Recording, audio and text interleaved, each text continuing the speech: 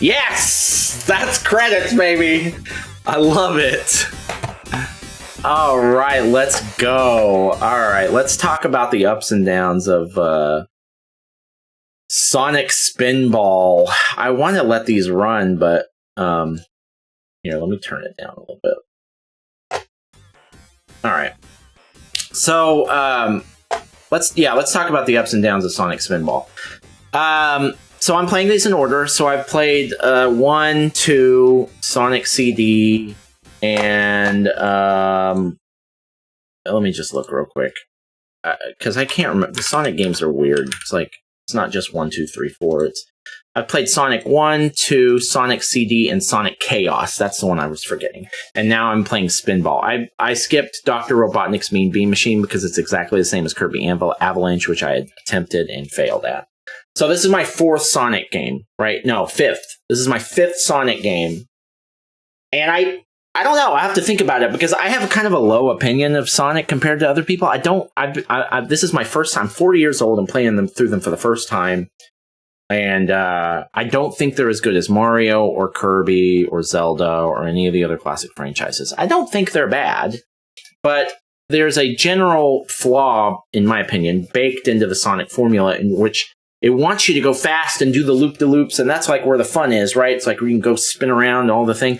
But the problem is that when you do that in the regular 2D platformers, you get punished because you end up running into spikes or something. The only way to play well, it seems, if you're playing the first time through, is to play very carefully. In other words, go really slow. And so there's always this like dissatisfaction with like, okay, like I kind of want to go fast, but every time I do, I get run into spikes or I fall into a pit or something.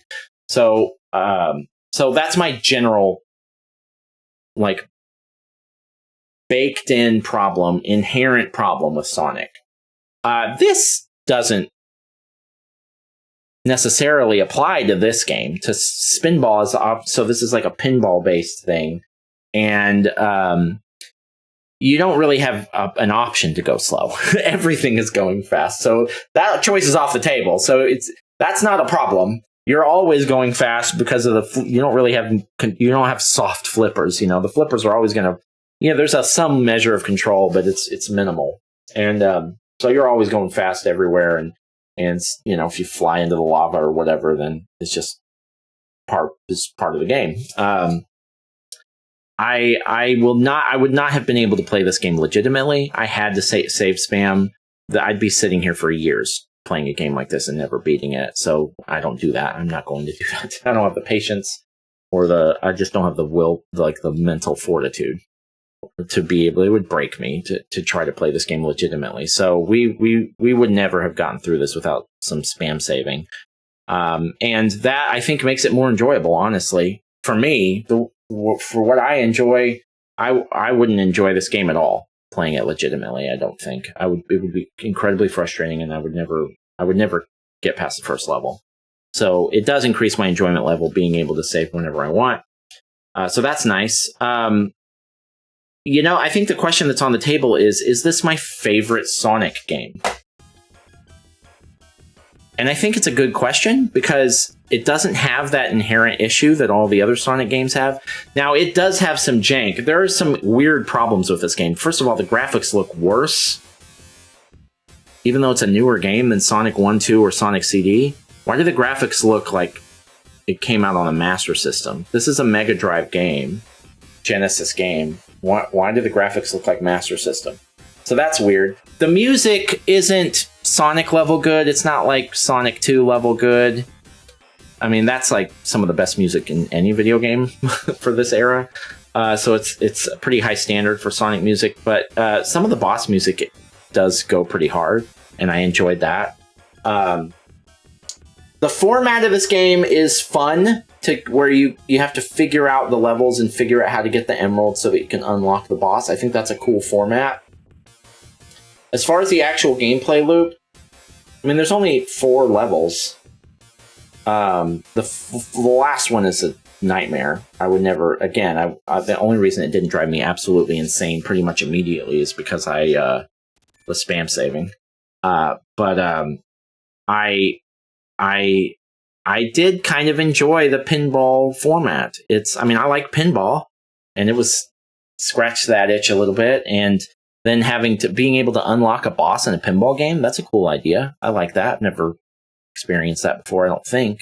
So I liked that. It's gonna really the Sonic games are ranked low for me, so it's not gonna take much for this to be my favorite Sonic game. I think maybe it is.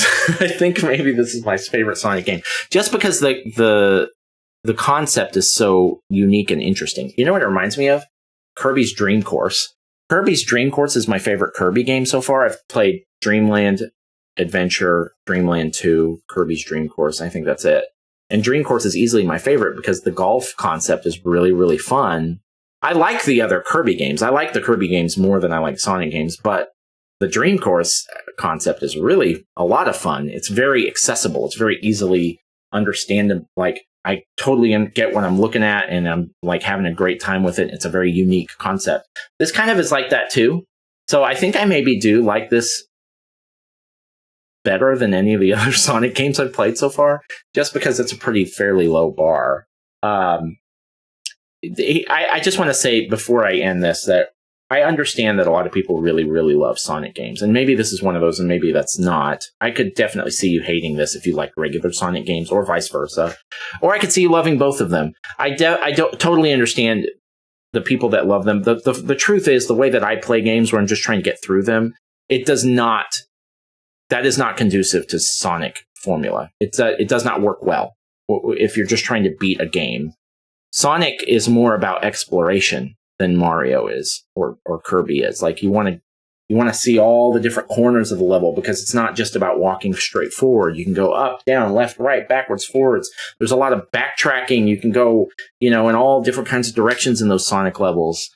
And if you're trying to get all the Chaos Emeralds and you're trying to explore every level, and this is one of 3 SNES or Sega Genesis games you have, and you've played it for 800 hours in a single summer or whatever, yeah, that makes sense that you would enjoy that game and that you would really love it and it would mean a lot to you. But as a 40-year-old man who's just trying to get through them, it doesn't work very well for Sonic.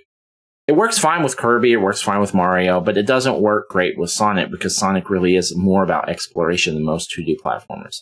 So that's not necessarily a problem with the game. It's just that's why I don't really enjoy them as much, because I'm trying to beat them, and when you're going backwards in a Sonic level and you don't know if you're going backwards or not, that's frustrating when you're just trying to get to the end.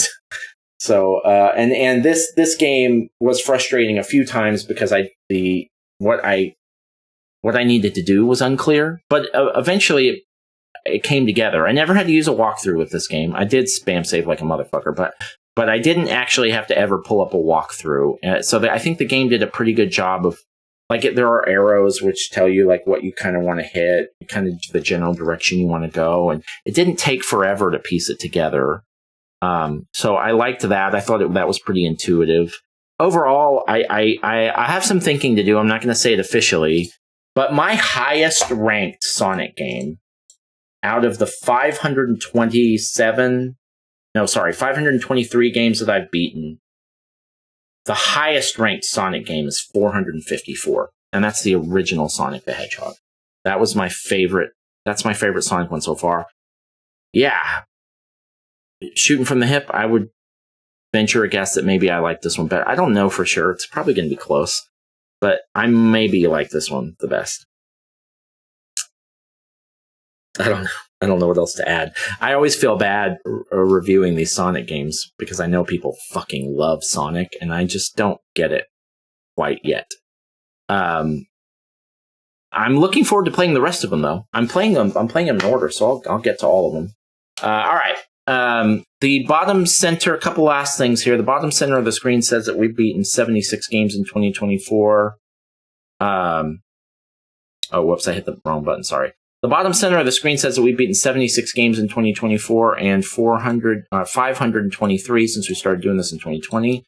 Those numbers are now lies. We've now beaten 77 games in 2024 and 524 since we started doing this in 2020. Let's go.